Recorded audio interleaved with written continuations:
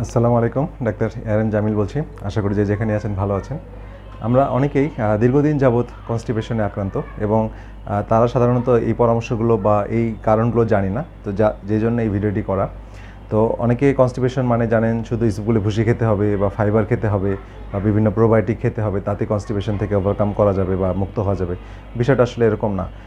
যদি যদি ফাইবার বা প্রোবায়োটিকে সমস্যা রিলেটেড সমস্যা হয় তাহলে সেটা ওভারকাম হবে, বাট সমস্যাটা যদি অন্য জায়গায় থাকে তাহলে সেটা কিন্তু ভালো হবে না।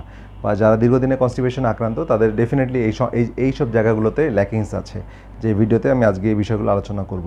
তো আজকে ভিডিওটা হচ্ছে প্রধান যে কারণগুলো কনস্টিপেশনের, এই বিষয়টা খেয়াল রাখতে হবে বা আমাদের শরীরে এইগুলোর ঘাটতি থাকলে আমাদের সেটা ঠিক করতে হবে। তো চলুন দেরি না করে আমরা মূল ভিডিওতে যাই।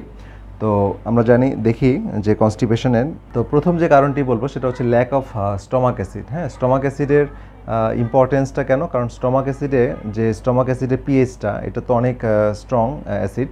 তো সেই অ্যাসিডটা যখন তৈরি হয়ে আমাদের এখানে খাবারগুলো ডাইজেস্ট করতে সাহায্য করে, প্রোটিনগুলো অ্যাক্টিভেট হয়, ডাইজেশন হওয়ার পরে সেইটা আমাদের ডিডিওনামে আসে, ঠিক আছে? এবং সেখানে আমাদের গলব্লাডার থেকে, এটা গলব্লাডার থেকে জুস আসে এবং প্যানক্রিয়াস থেকে জুস আসে। তো দুইটা মিলে এই অ্যাসিডটাকে অনেকটা নিউট্রালাইজ হয়। তো কিন্তু তবুও এটা অ্যাসিডে কিছু ফ্লেভার থাকে। তো যে কারণে এখানে নর্মাল যে পিএইচটা মেনটেন করার কথা, সেটা যখনই আমাদের এই স্মল ইন্টেস্টাইন কিছুটা অ্যালকালাইন থাকে এবং বাট লার্জ ইন্টেস্টাইনে যে অ্যাসিডিক হয়। তো এখানে যদি আমার অ্যাসিডিক না থাকে তাহলে এখানেও কিন্তু অ্যাসিডিক হবে না। এবং আমরা জানি যে যত বেশি অ্যাসিডিক হবে তত এটা পেরিস্টালটিক অ্যাক্টিভিটি তত বাড়বে, অর্থাৎ আমাদের স্টুলটা নিচের দিকে নেমে আসবে। কিন্তু যদি অ্যালকালাইন বেশি হয়ে যায় তাহলে কিন্তু স্টুলটা স্টাক হয়ে যাবে, অর্থাৎ পায়খানার রাস্তার গতিটা স্বাভাবিক হবে না এবং পায়খানা কষা হবে। তো সেক্ষেত্রে যদি আমাদের কনস্টিপেশন ভ্যারাইটি থাকে, হ্যাঁ, পিএইচটা যদি ঠিক মতো না মেনটেন করে বা অ্যাসিডটা যদি ঠিক মতো না তৈরি হয় স্টমাকে, তাহলে এই সমস্যাগুলো থেকে যাবে। সুতরাং এটা একটা অন্যতম কারণ যে ল্যাক অফ স্টমাক অ্যাসিড। সুতরাং স্টমাক অ্যাসিডটা ঠিক রাখার জন্য আমাদেরকে সচেষ্ট হতে হবে। এবং স্টমাক অ্যাসিড ঠিক রাখার জন্য আমাদের কয়েকটি ভিডিও আমি করেছি যে কী লক্ষণ দেখলে আমরা বুঝবো যে আমাদের শরীরে স্টমাক অ্যাসিড কম তৈরি হচ্ছে বা কী করা উচিত। হ্যাঁ, এই বিষয়গুলো নিয়ে ভিডিও আছে, আপনারা দেখে নেবেন। তো এটা একটা অন্যতম কারণ যে আমাদের অ্যাসিড কম থাকলে আমাদের কনস্টিপেশন হয়। সো আমরা দ্বিতীয় কারণে যাই। 2 নম্বর যে কারণটি বলবো সেটা হচ্ছে অ্যানাবলিক ইমব্যালেন্স। হ্যাঁ, এই শব্দটা প্রথমে ডক্টর ইমোয়েল রিভিসি উনি এটা ব্যবহার করেছেন এবং উনি দেখেছেন যে সেলুলার লেভেলে আমাদের বডিতে যে সার্কেডিয়ান রিদম আছে, এই সার্কেডিয়ান রিদমের সাথে সেলুলার লেভেলের অ্যানাবলিক এবং ক্যাটাবলিক স্টেজ সম্পর্কিত। তো ক্যাটাবলিক মানে হচ্ছে শরীর যখন এনার্জি তৈরি করে, অর্থাৎ দিনের বেলা সাধারণত এনার্জি তৈরি করে, টিস্যুগুলোকে ওয়্যার অ্যান্ড টেয়ার হয়, ব্রেকডাউন করে, এনার্জি তৈরি করে এবং তখন ইন্টেস্টাইনে পানি ধরে রাখে এবং বেশি ধরে রাখলে তখন ডায়রিয়ার দিকে চলে যায়। হ্যাঁ, আর অ্যানাবলিক হচ্ছে রাতে যখন আমরা ঘুমাতে যাই, স্পেশালি তখন প্যারাসিম্পেথেটিক অ্যাক্টিভিটিগুলো বেশি হয় এবং তখন স্লিপ এবং ডাইজেস্ট অবস্থায় আমরা থাকি, রেস্ট অবস্থায় থাকি এবং তখন আমাদের শরীরে রিপেয়ার এবং রিবিল্ড এই বিষয়টা হয়। আমাদের শরীরে সারাদিনের যে ক্লান্তি অবস্থায় যে ওয়্যার অ্যান্ড টেয়ারগুলো হচ্ছে সেলুলার লেভেলে, সেগুলো শরীর এগুলোকে গুছিয়ে আনে, ঠিক আছে? তো তখন কিডনিতে ব্লাড সাপ্লাই বাড়ে এবং কিডনিতে ইউরিন তৈরি হয় এবং ইন্টেস্টাইনে তখন কম ব্লাড পৌঁছায় এবং তখন আমাদের পায়খানার গতি থাকে না, নাহলে তো আমার ঘুম থেকে উঠে বাথরুমে যাওয়া লাগতো। তো ঘুমানো অবস্থা পায়খানার বা ইন্টেস্টাইনে আমাদের ওয়াটার কম পৌঁছায় এবং হাইড্রেশন কম হয়। কিন্তু বিষয়টা যদি এরকম হয় যে যদি আমাদের ঘুমের মানে অ্যানাবলিক স্টেজটা যদি খুব বেশি স্ট্রং হয় তাহলে কি হবে? তাহলে আমাদের ওয়াটারটা খুব বেশি পরিমাণে এখানে চলে আসবে আমাদের কিডনিতে।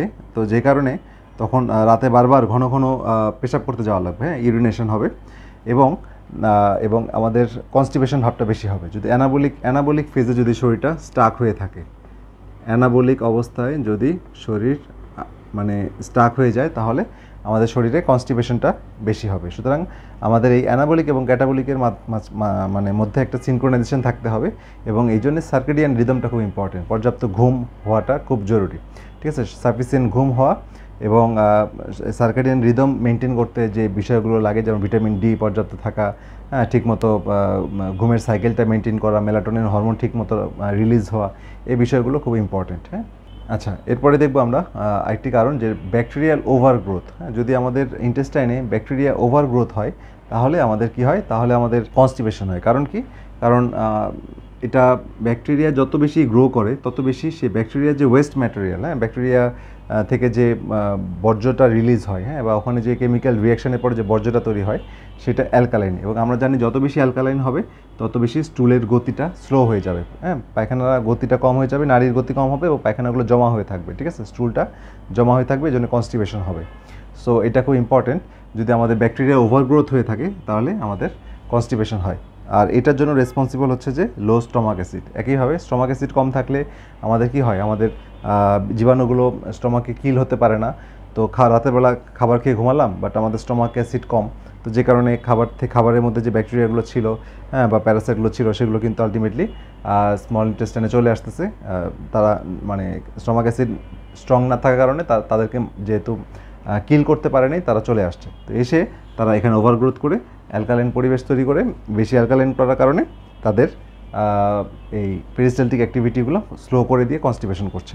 সো এটা একটা ইম্পর্টেন্ট কারণ যে স্টমাক অ্যাসিড কমে যাওয়া এবং ব্যাকটেরিয়াল ওভারগ্রোথ হওয়া। আচ্ছা, এরপরে আমরা যে জিনিসটা বলবো সেটা হচ্ছে স্ট্রেস।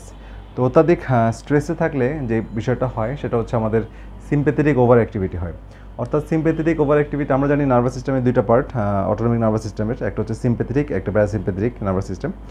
যদি সিম্প্যাথেটিক নার্ভাস সিস্টেম বেশি ওভার অ্যাক্টিভেট হয়, যেটা ইমার্জেন্সি অর ফ্লাইট সিচুয়েশনে হয়, অর্থাৎ আপনি যখন ইমার্জেন্সি সিচুয়েশনে পড়েন তখন শরীর কী চায়, তার গুরুত্বপূর্ণ অংশগুলোকে তার সেভ করতে চায়, অর্থাৎ হার্ট, ব্রেইন, হ্যাঁ, এইসব জায়গায় মাসেলে তখন বেশি পরিমাণে ব্লাড দেয়, তাদেরকে প্রিপেয়ার্ড করে ইমার্জেন্সিকে ট্যাকেল করার জন্য। সাপোজ আপনি এখন ভূমিকম্প হচ্ছে, আমরা এখন কী করবো, আমরা এখন এখানে হয় এসকেপ করবো বা এমন একটা নিরাপদ জায়গায় আশ্রয় গ্রহণ করবো, অথবা বনের মধ্যে যাচ্ছি, কোনো একটা বাঘ, ভাল্লুক কিছু একটা সামনে আসলো, তখন আমাদেরকে পালাতে হবে অথবা ফাইট করতে হবে। এরকম একটা ইমার্জেন্সি সিচুয়েশনে তখন কিন্তু আমার কনস্টিপেশন বা ডায়রিয়ার কোনো ইস্যু না, তখন শরীর চায় যে তার ইম্পর্টেন্ট অর্গানগুলো যেমন হার্ট, ব্রেইন, হ্যাঁ, তারপর মাসেলে এখানে ব্লাড দিয়ে তাদেরকে ওই ইমার্জেন্সি সিচুয়েশন ট্যাকেল করার জন্য। কিন্তু শরীরটা যদি আপনার সবসময় স্ট্রেসফুল অবস্থায়, হ্যাঁ, অর্থাৎ যদি আমার অ্যাংজাইটি, স্ট্রেস, ঘুম না হওয়া, হ্যাঁ, বা মানসিক কাজের চাপ, পেরেশানি, এগুলো যদি বেশি পরিমাণে থাকে তাহলে সিম্প্যাথেটিক ওভার অ্যাক্টিভিটি হয়, অ্যাড্রেনাল ডমিনেন্স যেটা বলি। তো সেটা হলে তখন কি হবে, তখন শরীর সবসময় ইমার্জেন্সি মোডে থাকলে তখন কি হবে, তখন টয়লেটের গতিটা কিন্তু স্লো হয়ে যাবে, ঠিক আছে, তখন কনস্টিপেশন ডেফিনেটলি চলে আসবে। তো সুতরাং কারোর যদি সিম্প্যাথেটিক ওভার অ্যাক্টিভিটি থাকে সেটা কিন্তু কনস্টিপেশনের একটা অন্যতম কারণ। আচ্ছা, এরপরে আমরা যে কারণটি বলবো, যে লাস্ট কারণ, যে ব্লকেজ আর রং সলিউশন। আমরা অনেক সময় মানে রাইট সলিউশনে যাচ্ছি না। তো অনেক সময় আমাদের অনেক সময় পিত্তের যেটা বিষয় হয় সেটা হচ্ছে আমাদের গলব্লাডার থেকে যদি পর্যাপ্ত বাইল অ্যাসিড যদি রিলিজ না হয় তাহলে কিন্তু কনস্টিপেশন হয়। কারণ বাইল অ্যাসিডটা হচ্ছে আমাদের অনেকটা সাবানের মতো, ঠিক আছে, এটাকে সফট করে স্টুল, হ্যাঁ, এবং পেরিস্টালটিক গতি বাড়ায়। এর অনেকগুলো মানে প্রয়োজন আছে, বাইল সল্ট নিয়ে আমার ভিডিও করা আছে, দেখে নিন। তো বাইল অ্যাসিডটা যদি পর্যাপ্ত রিলিজ না হয় তাহলে কনস্টিপেশন হবে। আবার দেখা যাচ্ছে যে যদি আমরা কোনো কারণে দীর্ঘদিন এখানে আরেকটা ইম্পর্টেন্ট বিষয় হচ্ছে যে যদি মিনারেলে কিছু ঘাটতি থাকে, হ্যাঁ, এখানে খুব ইম্পর্টেন্ট একটা বিষয়, স্পেশালি যদি আমাদের ব্লাড প্রেশার উপরেরটা যদি 112 নিচে থাকে, ঠিক আছে, এর নিচে থাকে, হ্যাঁ, যেমন ধরেন যে 99, হ্যাঁ, বা 60, হ্যাঁ, এরকম যদি ব্লাড প্রেশার থাকে, একটা এক্সাম্পল, তাহলে দেখা যাচ্ছে, তাহলে বুঝতে হবে যে আমাদের শরীরে অনেক সময় ম্যাক্সিমাম ক্ষেত্রে মিনারেলস কম আছে। মিনারেল কম হলে আমাদের কিন্তু পর্যাপ্ত অ্যাসিড তৈরি হবে না, হ্যাঁ, হাইড্রোক্লোরিক অ্যাসিড তৈরি হবে না মিনারেল কম থাকলে। আবার মিনারেল যেমন ম্যাগনেসিয়াম এখানে খুব গুরুত্বপূর্ণ, ম্যাগনেসিয়ামের ঘাটতি থাকলে তখন আমাদের পেরিস্টালটিক অ্যাক্টিভিটি স্লো হয়ে যায়, হ্যাঁ, পায়খানা কষা হয়ে যায়। তো ম্যাগনেসিয়াম এখানে ইম্পর্টেন্ট, মিনারেল দিতে হবে, মিনারেল না হলে হাইড্রোক্লোরিক অ্যাসিড তৈরি হবে না, ঠিক আছে। তো এই বিষয়গুলো আসলে খেয়াল রাখতে হবে। সুতরাং আমাদের প্রেশার যদি কন্টিনিউয়াস কম থাকে তাহলে আমাদের মিনারেল ঘাটতি থাকার সম্ভাবনা অনেক বেশি, এবং এই ক্ষেত্রে আপনি চিকিৎসকের সাথে পরামর্শ করে মিনারেল আপনি সাপ্লিমেন্ট হিসেবে বা খাবারের মাধ্যমে মিনারেলস কীভাবে বেশি পরিমাণে গ্রহণ করা যায় সেই বিষয়টা দেখতে হবে। তো এটা একটা ইম্পর্ট্যান্ট মেসেজ। তো এই যে ওভারঅল যে বিষয়গুলো, ঠিক আছে, তো এগুলো আসলে খেয়াল করতে হবে যে আমাদের শরীরে এই বিষয়গুলো ঠিক রাখতে হবে। এরপরেও দেখা যাবে যে এগুলোর পরে তখন আমাদের যে ফাইবার, আমরা যেটা ইসোপুলে ভুসি বলি, বা সোলেবল ফাইবার আছে, নন সোলেবল ফাইবার আছে। তো সোলেবল ফাইবারের মধ্যে হচ্ছে আমাদের বিভিন্ন ধরনের আঁশ, ফলের আঁশ, ঠিক আছে, তারপর হচ্ছে আমাদের সবজি থেকে যেই ফাইবার আসতেছে সেগুলো হচ্ছে সোলেবল ফাইবার। আর নন সোলেবল ফাইবার হচ্ছে যেমন ইসোপুলে ভুসি, গ্রেইন থেকে যেগুলো আসতেছে, হাস্ক থেকে যেগুলো আসতেছে, তো সেগুলো আসতেছে। তো এই দুই রকমের ফাইবারই পানি ধরে রাখে এবং স্টুল সফট করে।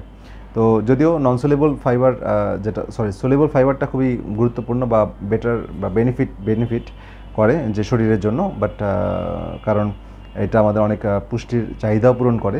বাট যেটা ইনসোলেবল ফাইবার সেটা কিন্তু আসলে অনেক সময় মিনারেলগুলোকে মানে শরীর থেকে বের করে দেয়, ঠিক আছে, বা ওর সাথে মিনারেলগুলোকে ট্যাগ করে নিয়ে যায়, যে কারণে মিনারেল ঘাটতি হয়। হ্যাঁ, সুতরাং অতিরিক্ত ইসবগুলে ভুসি খাওয়া যাবে না, ঠিক আছে। এটা অবশ্যই চিকিৎসকের সাথে পরামর্শ করে নিতে হবে। এর বিকল্প সবজি বাড়াতে হবে, ভেজিটেবল থেকে ফাইবার নিতে হবে, ঠিক আছে, বা ফ্রুটস থেকে নিতে হবে। আচ্ছা, যাই হোক, এটা একটা বিষয়।